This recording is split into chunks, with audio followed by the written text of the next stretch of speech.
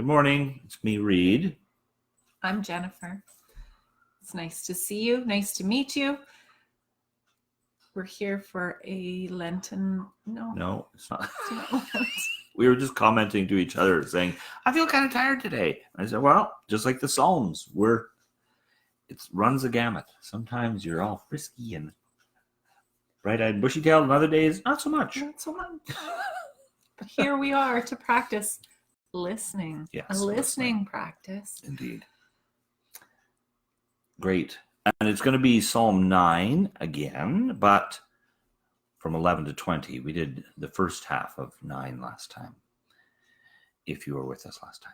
So Psalm 9, 11 to 20, and we're reading from the Message translation. Oh, right. Yes, that's important to note.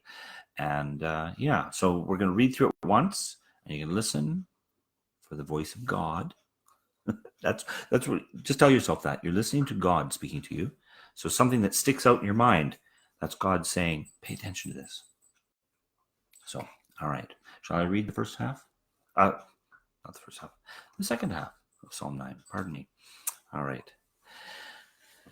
Psalm 9. Sing your songs to Zion-dwelling God. Tell God's stories to everyone you meet.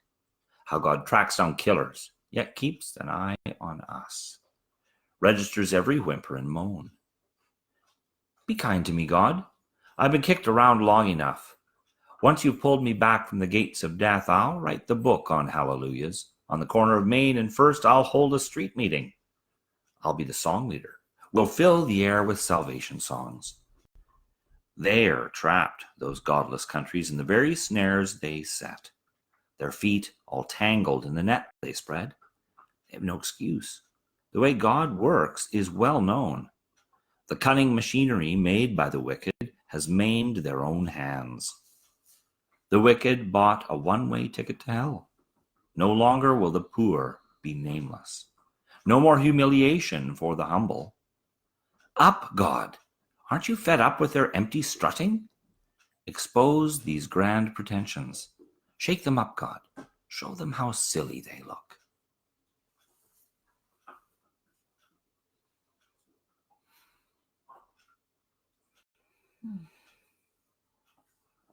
There are two things that stand out for me today. Oh, yes? That sense of asking God to be kind to me. And then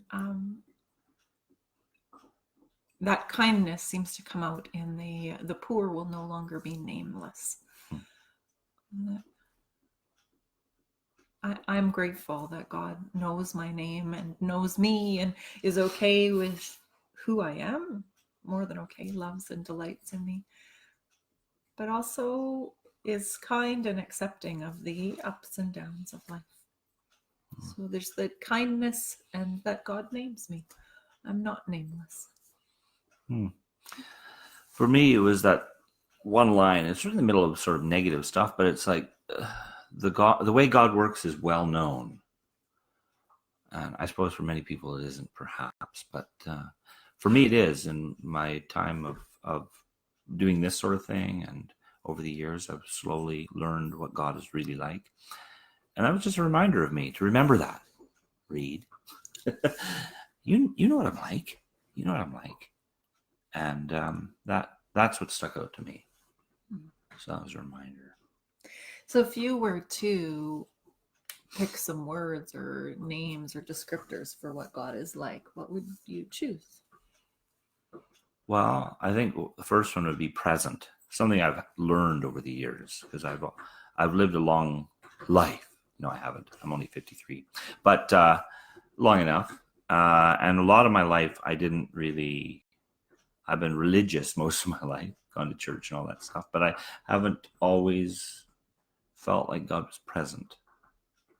Mm-hmm. That, somehow God would abandon me if I wasn't being good, or I did something wrong and I knew it was wrong, that God had somehow left me.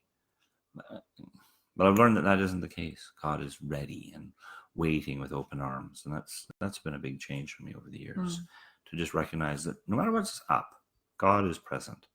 I think that's the most important thing I think of as God. God is present. and that God is good and wants to be with me and isn't waiting, even when I know I've done something wrong or whatever. It's not that God's going or shaking his finger. God is just waiting for me to come back. Those are the things that, what the idea of well-known. I know about God, I guess. Yeah. And I hear kindness in this. If I was gonna name some ways for me that God is, there's lots of like fancy big words about that people talk about God, but kind is one of those ones that I'm coming to see and know in my own life. Yeah. So let's read again. Listen again. And as we listen both to the psalm and to our own lives, let's listen for the dog dropping his bone on the floor, but also for an invitation that comes to each of us direct from the life-giving Spirit. I beg your pardon, I'm back. This is the joy of alive. Yes. Sing your songs to Zion dwelling God. Tell God's stories to everyone you meet. How God tracks down killers and keeps his eye on us. Registers every whimper and moan. Be kind to me, God. I've been kicked around long enough. Once you've pulled me back from the gates of death, I'll write the book on hallelujahs. On the corner of Main and First, I'll hold a street meeting. I'll be the song leader. We'll fill the air with salvation songs. They're trapped, those godless countries, in the very snares they set. Their feet all tangled in the net they spread. They have no excuse. The way God works is well known. The cunning machinery made by the wicked has maimed their own hands. The wicked bought a one-way ticket to hell. No longer will the poor be nameless. No more humiliation for the humble. Up, God. Aren't you fed up with their empty strutting? Expose these grand pretensions. Shake them up, God. Show them how silly they look.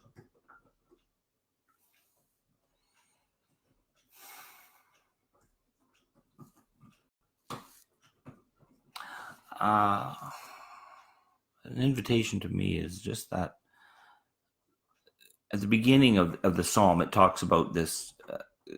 I'm just singing these songs and whatnot. It's about a reminder of that God is doing things, and I know this, and and that God is present with me, and so the reminder is for me is to, or the invitation is to remember that.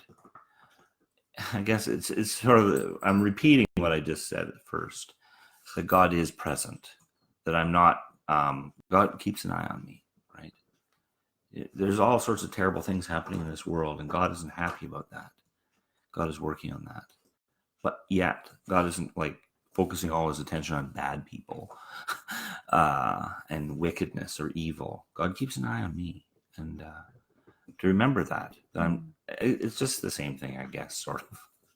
That God is present with me regardless of the situations, even if somebody else is suffering more than I am, even other people have more need than I do. God doesn't abandon me for someone who has more need. There's enough of God to go around.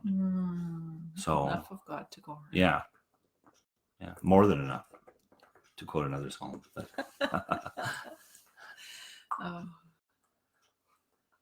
What about you? I know the dog is very distracting. I hear the invitation to come back out of distraction over and over and over again.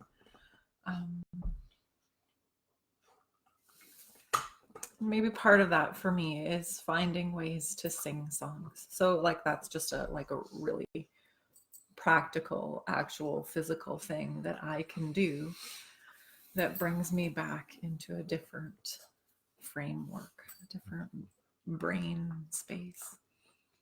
that's my invitation today, is to remember to sing. Okay. Well, what do you hear? What words or phrases reverberate inside you? And is there a call that leads you into your day? Yeah. You can write it in the comments or some other way, maybe in your own book. You don't have to tell us, I guess. We'd like to hear it though, but make a note for yourself to remember. Thanks for listening with Yeah. us. We'll be doing this again. See you again.